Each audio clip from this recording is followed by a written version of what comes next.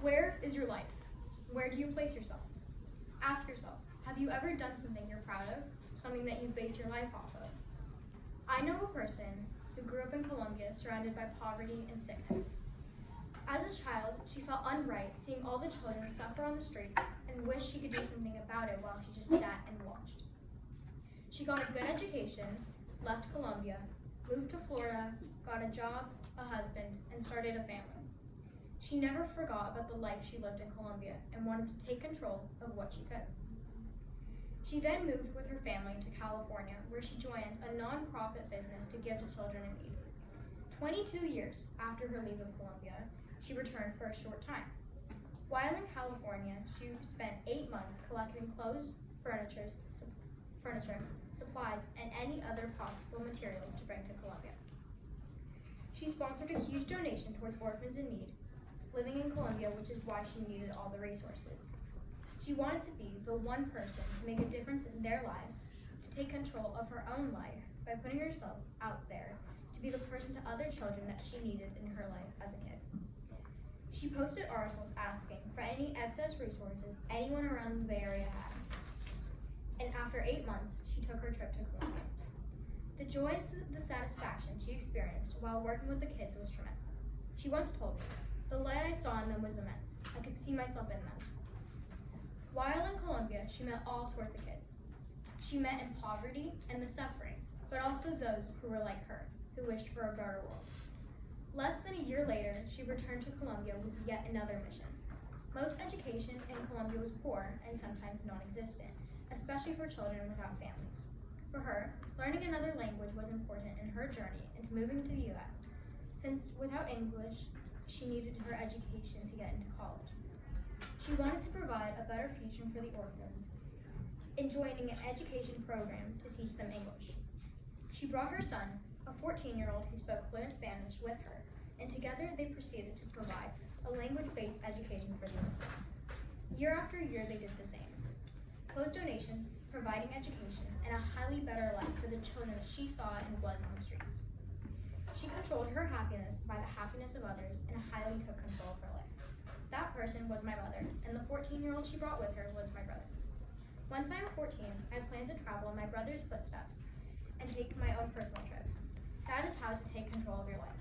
By doing something to make you happy, by helping others, having a connection or an affection for something, or doing something you love.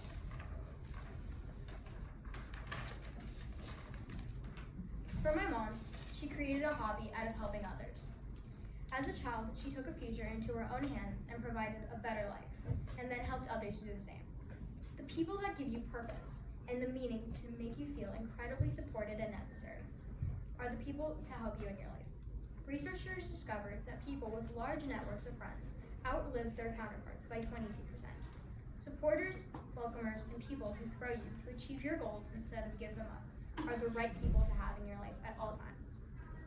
There's an enormous price to pay for giving your life away. In its way, it's simply not your life any longer. Rather, it's someone else's projection of what your life should be.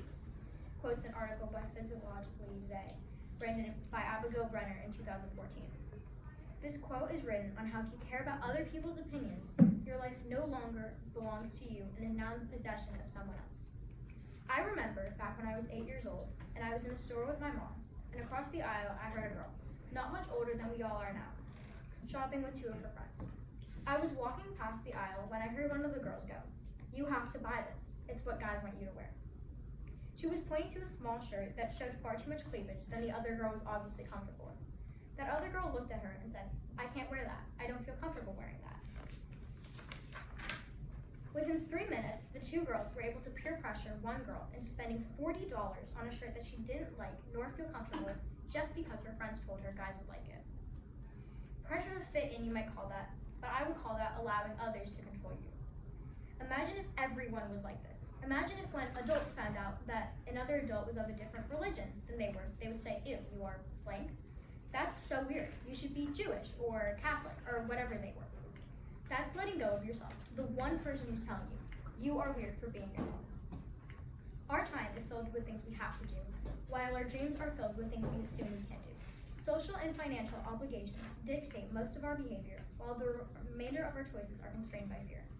post the article 20 Ways to Control Your Life by John Falkus in 2017.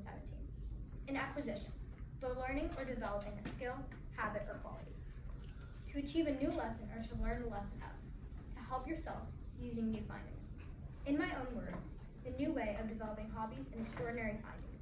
The opinions of others not being considered in your path as your own individual human being.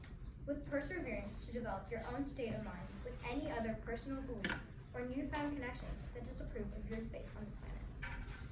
Our time really is filled with things we have to do. Goals, missions, achievements, and successes. We must do better as a society to help each other and stand by our peers in order to allow other successes in this world.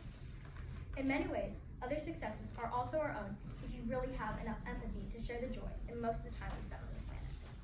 We plan to dedicate our behavior into our own achievements and progressing further along in this accomplishment to provide a universal variety of triumphant moments due to our own egotistical needs. Frankly, that is what our society wants us to believe while taking time into our individual self. But really, you can't take credit to your own growth by pushing away other people's goals. We are here to help each other, and it is frequent for other people to be achieving together. In conclusion, taking control of your life means the right focus, the right goals, the right people, the right dreams, the right to help others, the right mindset, the right independence, and the right to be yourself. You are you, and you have your own power. Do not take that away.